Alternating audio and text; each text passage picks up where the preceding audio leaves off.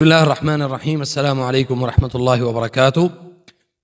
الحمد لله رب العالمين والصلاة والسلام على أشرف الأنبياء والمرسلين نبينا محمد صلى الله عليه وسلم تسليما كثيرا. أما بعد، الصداع یا الصرع یہ کیا چیز ہے؟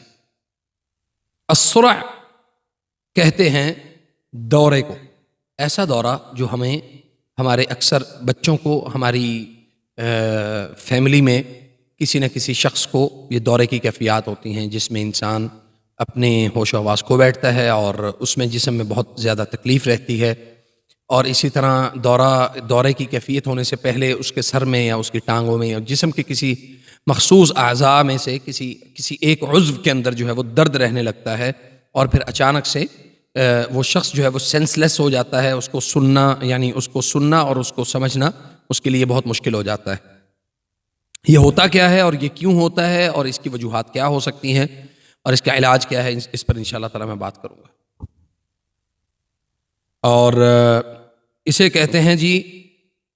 سب سے پہلی چیز ہے وہ ہے سر میں درد ہونا. سر میں درد ہو اور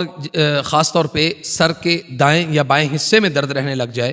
تو سمجھ لیں کہ یہ دورے کی کیفیات کا آغاز ہے.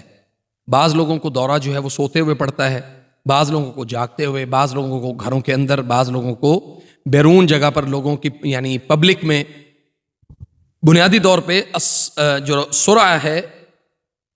یہ جناتی بھی ہوتا ہے، یعنی دورہ جو ہوتا ہے یا مرگی کا دورہ آپ اسے کہہ سکتے ہیں، یہ جناتی بھی ہوتا ہے اور میڈیکلی بھی ہوتا ہے. دونوں صورتوں میں اس کا کام جو ہے وہ ایک ہی ہوتا ہے. اور اس میں فرق یہ ہمیں کر لینا چاہیے کہ جو جناتی ہوتا ہے وہ پبلک پلیس پہ بھی ہو سکتا ہے، اور جو میڈیکل کا ہوتا ہے وہ گھر کے اندر یا صرف گھریلو افراد کے سامنے ہی اس دورے کی کیفیت ہوتی ہے. تو جو جناتی دورہ ہے اس کی علامات اس سے مختلف ہیں، اور جو جناتی یعنی جو میڈیکل کا ہے اس کی علامات مختلف ہیں. تو یاد رکھیں کہ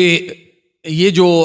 دورہ ہے، یعنی دورہ خاص طور پہ جو بچیوں کو جو پڑتا ہے ان کو بھی اسی کیفیت میں اسی دوران پڑتا ہے، جیسے جسم میں بہت زیادہ شیورنگ سٹارٹ ہو جاتی ہے، بہت زیادہ کپکپاہٹ ہوتی ہے. اسی طرح دورہ جیسے کسی کو 5 منٹ کا ہوتا ہے، کسی کو 3 منٹ کا ہوتا ہے،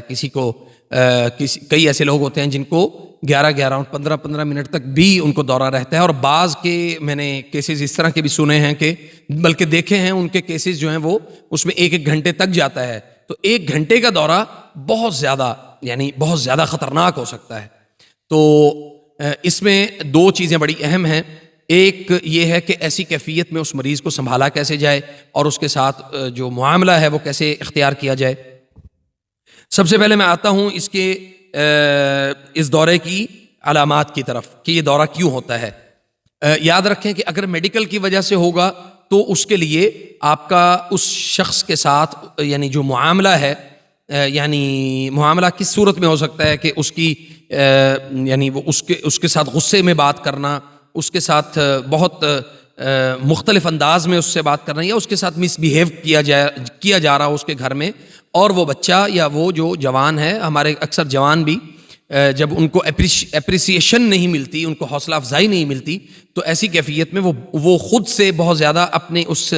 معاملے کے اوپر سوچ و بچار شروع کرتے ہیں، اور اس کے ساتھ وہ کیفیت ان کی خراب ہوتی ہے. اور اس کیفیت میں جو جنات ہیں، شیاطین ہیں، وہ ان کے اوپر مسلط ہو جاتے ہیں، اور پھر ان کو دورے کی کیفیت سٹارٹ ہو جاتی ہے. بظاہر وہ ان کو یہی لگتا ہے کہ ہمیں کوئی پرابلم نہیں ہے، وہ چلتے پھرتے، اٹھتے بیٹھتے، کھانا پینا، سارا کچھ سب چیزیں معمول کے مطابق ہوتی ہیں. لیکن اچانک سے وہ دورہ جب ان کو سٹارٹ ہوتا ہے تو وہ پھر وہ کیفیات ان کی بڑھتی چلی جاتی ہیں. تو ایسے مریض کو بہت زیادہ اچھے انداز میں، بڑے خوبصورت انداز میں اس کو ڈیل کرنا چاہیے. اس کے ساتھ ہمیں معاملہ جو ہے نا وہ بڑا خوبصورت رکھنا چاہیے. اور دوسری بات یہ ہے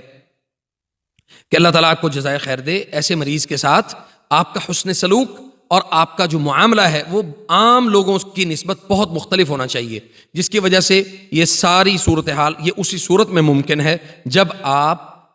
جو ہے وہ اس کے ساتھ اس کا یعنی آپ کا اس کے ساتھ بیہیویئر جو ہے وہ بہت اچھا ہوگا. اب اگلا مرحلہ ہے جی کہ یہ جو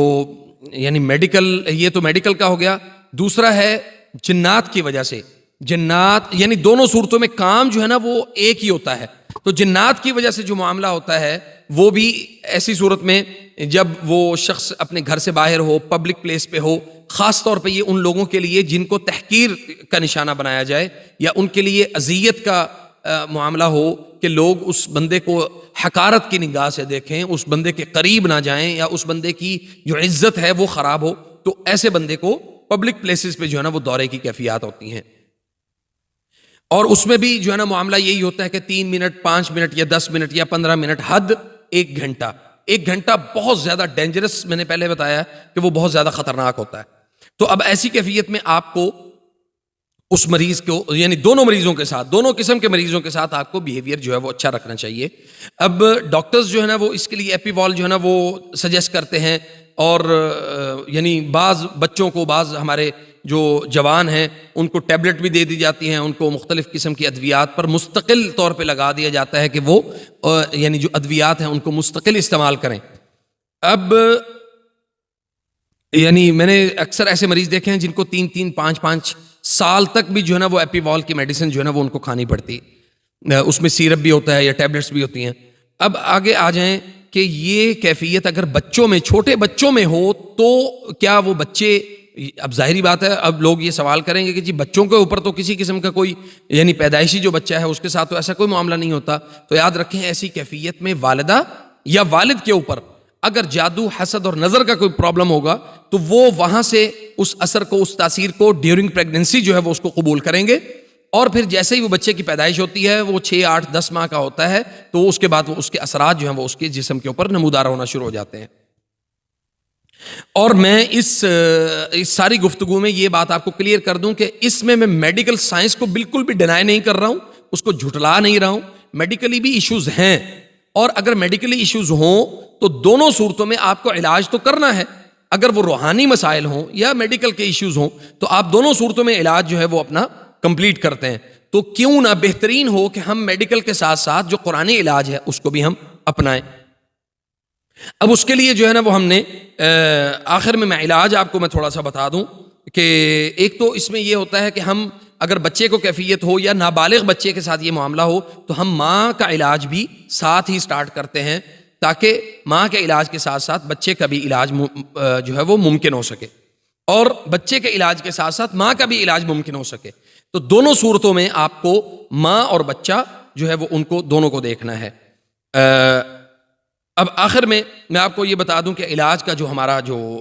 اس میں جو طریقہ ہے وہ یہ ہے کہ اس میں ہم وصفہ رومی ایک پاؤڈر ہے، اس سے ہم ماں اور بچے دونوں کو نہلانے کی کوشش کرتے ہیں کہ وہ اس کے ساتھ وہ کم از کم 21 مرتبہ جو ہے وہ اس کے ساتھ نہائیں. ٹھیک ہے جی. اور اگلا مرحلہ ہے کہ نہانے کے بعد ماں جو ہے وہ سورۃ دخان یا سورۃ الرحمن کی تلاوت کرے گی، اور اسی طرح ممکن ہو سکے تو سورۃ البقرہ مکمل وہ بھی تلاوت کر سکتی ہے، اس میں کوئی حرج نہیں ہے. نہانے کے فوری بعد جو ہے وہ صدقہ دیا جائے گا، اور جو صدقہ ہے وہ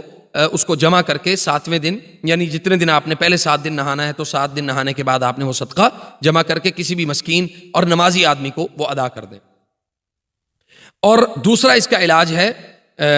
لبان، یہ جو دانے دار لبان ہوتا ہے وہ ہم اس کو دیتے ہیں، چونکہ اس کو دینے کا مقصد یہ ہوتا ہے کہ جب ایسے مریض کو جب ہم یہ دانے دیتے ہیں تو ہمیں یہ لازمی اس شخص کی تشخیص میں ہمیں یہ چیز لازمی پتہ ہونی چاہیے کہ کیا اس کے دورے کے دوران اس کا سانس تو نہیں بند ہوتا. تو سانس کی جو نالیاں ہوتی ہیں جو وہ یعنی کنجسٹ ہو جاتی ہیں، وہ تنگ ہو جاتی ہیں. وہ جب تنگ ہوتی ہیں تو سانس لینے میں دشواری ہوتی ہے. تو ہم ایسے مریض کو وہ جو اس کا جو لبان کا پانی ہے وہ بھی ساتھ ہم سجیسٹ کرتے ہیں. عام طور پہ لبان کا پانی جو ہے وہ ہر اس مریض کو دیا جاتا ہے جو مریض یعنی اس بیماری کی کیفیت میں موجود ہوں، اور ان کے ساتھ سانس کا پرابلم، چونکہ 99% لوگوں کے ساتھ یہ پرابلم ہوتا ہے تو ہم ان کو یہ پانی لازمی ان کو ساتھ دیتے ہیں. تیسرا علاج اس کا، یعنی اس علاج کا تیسرا جو حصہ ہے، علاج ایک ہی ہے، اس کا تیسرا حصہ یہ ہے کہ اگر بچے کو پرابلم ہے تو ماں اپنے وضو کے یا اپنے غسل کے پانی کے ساتھ اپنے بچے کو نہلائے گی. اور اسی طرح کبھی اس میں درمیان میں ہمیں 2-3 مرتبہ اگر والد کے بھی غسل کا پانی یعنی لینا پڑے تو ہم وہ بھی سجیسٹ کرتے ہیں کہ وہ بھی پانی وہ لے سکتے ہیں، اس میں کوئی پرابلم نہیں. اور علاج کے آخری جو مراحل ہیں وہ یہ ہیں، کم از کم یہی ذہن میں رکھیں کہ 3 سے 4 ماہ کا جو یہ ہے نا یہ علاج کا مکمل